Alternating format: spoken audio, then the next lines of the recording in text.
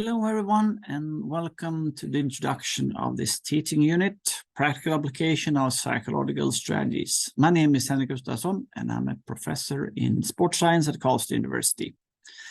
In this teaching unit, we will first describe the content of this unit, and then we go into some detail of some aspects of the content of the teaching unit. We will address how different behaviors and cognitive factors are related to athlete development and how these processes, such as performance anxiety, for example, affects performance as well as motivation to engage in sport and healthy promotion behaviors, activities, and such.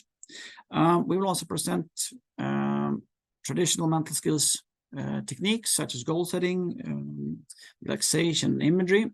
And in addition, we'll also present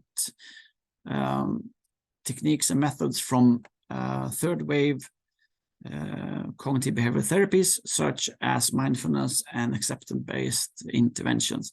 And finally, we will end up in an outcome, and that is a mental plan for performance and how this plan can be developed so it can be useful for you in the context of, for example, an upcoming competition. So, introduction today, we will also in the next module of the teaching unit introduce performance profiling and applied behavior analysis, which are ways to tailor the interventions that you need for your mental plan. Applied behavior analysis is based on learning psychology and behavioristic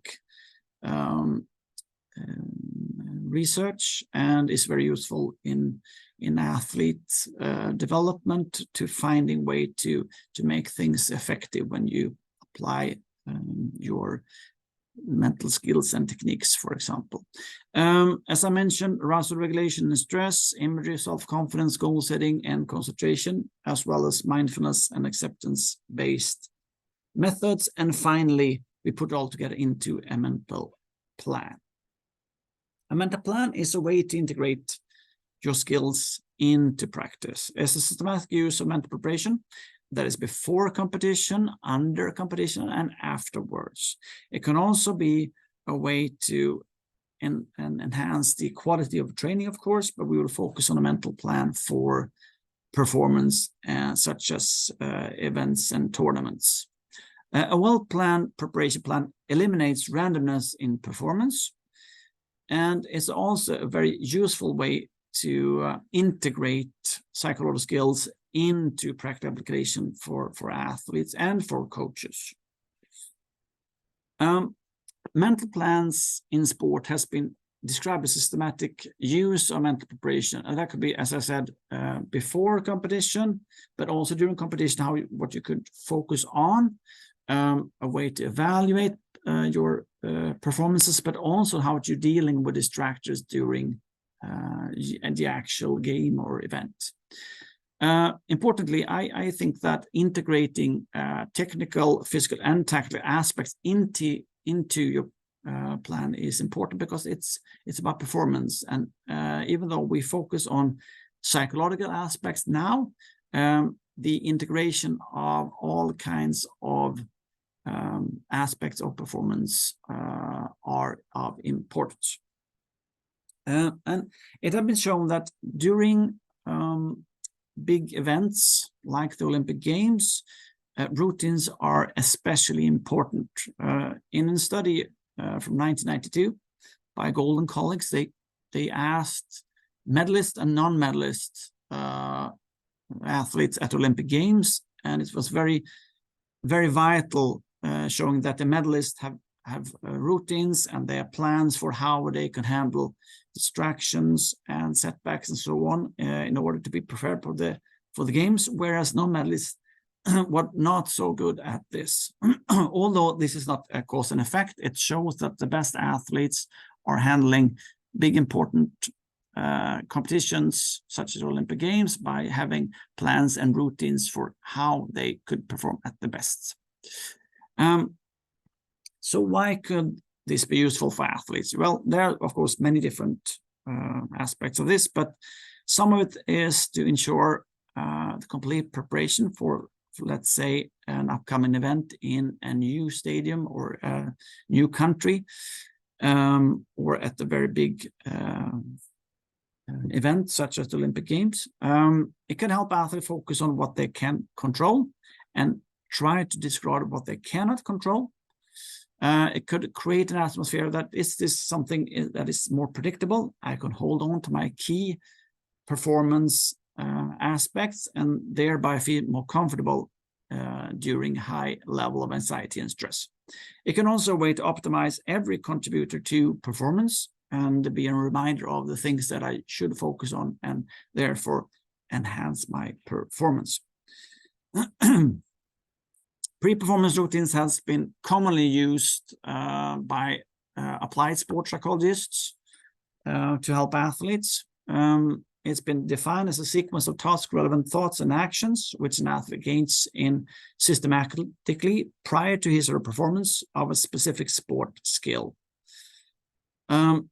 So does it work? Well, there's a vast amount of evidence showing that it's been helping athletes to perform better for skills like putting in golf, throw shooting in basketball, performing routines and in gymnastics and so on.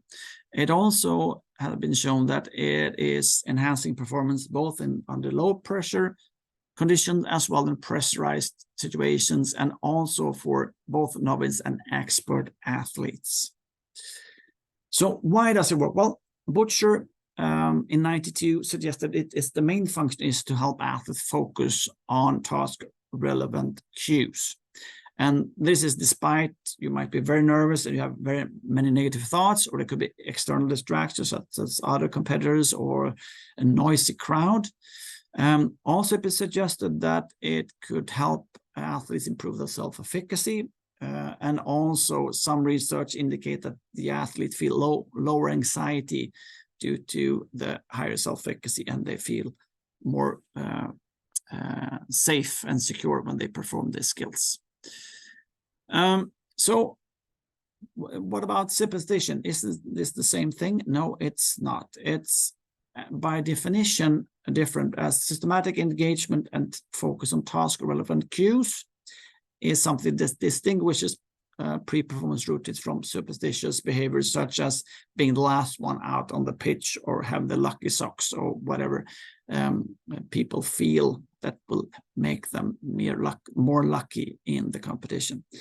It's also different from safety behaviors. Safety behaviors are actions or behaviors that athletes use to reduce worrying and anxiety. And this could be over preparation, for example, of focusing extremely on specific behaviors. This is not pre-performance routines. Pre-performance routines is functional routines for performance that will help athletes perform at their best. A good start is to look at, okay, what are the key skills needed? And this could be, for example, in our case, mental skills or psychological strategies such as goal setting and arousal regulation. That could be actually your pre-performance routines, but it could also be tactical and technical skills. By developing a performance profile, you can evaluate your demands in your sport, as well as what are the key things that you could develop and improve over time.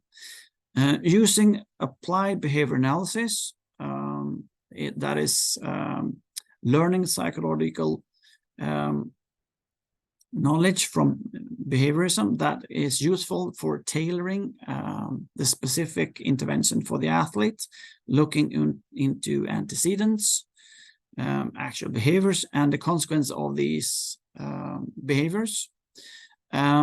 Is a very useful tool for coaches and for athletes themselves and sports psychologists to help athletes develop knowledge about how they work in specific situations and what is maintaining their behaviors in such situations. So using performance profiling and applied behavior analysis could be a very useful tool in addition to traditional mental skills, techniques, and principles.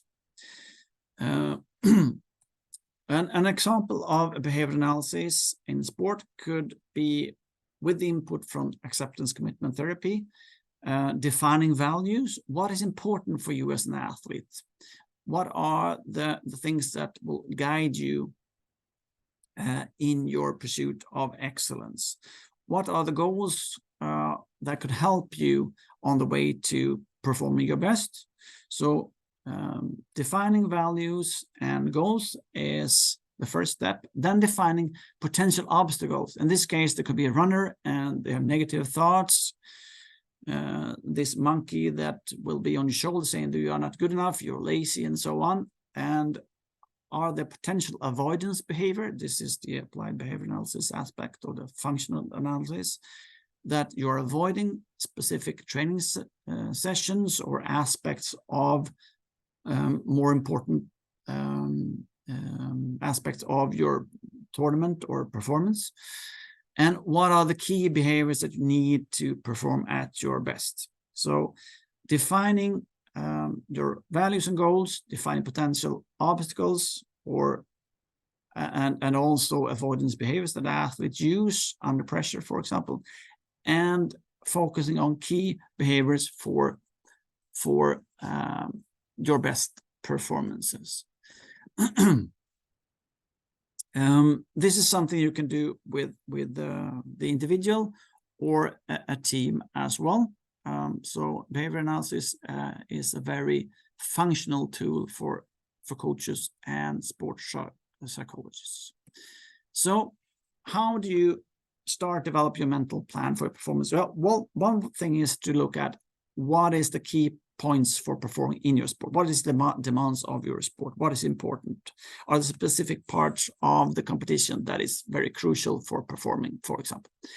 In addition, I often ask the athlete, when you are at your best, what do you do then? What thoughts run through your head? What emotions do you have in your body? And then we compare that with when your performances are not that good. By doing so, we often get a pattern that could be useful, how we could integrate, for example, arousal regulation techniques. We could work on focusing and refocus and mindfulness, for example, or set up goals that is specific for parts of the event, for example, or the specific competition. So this is a good start for the mental plan, and we will look into more detail during this teaching unit, and we will help you develop your mental plan for a specific upcoming event, for example, that is contextual, linked to what is important to you. But a good start is to look at what is the demands in your sport. How is it when you perform your best? What do you do then? And when you do not perform at your best, what do you do more? What should you do more of or less of? Is a good start. The literature for this teaching unit is based mainly on Weimer-Gold, but also on Burton and Reddick's Sports Psychology for Coaches. We will also add additional literature from research articles and so on, and potentially also specific books and literature in your own languages. Well, I would like to thank you for your attention and good luck with your next upcoming competition.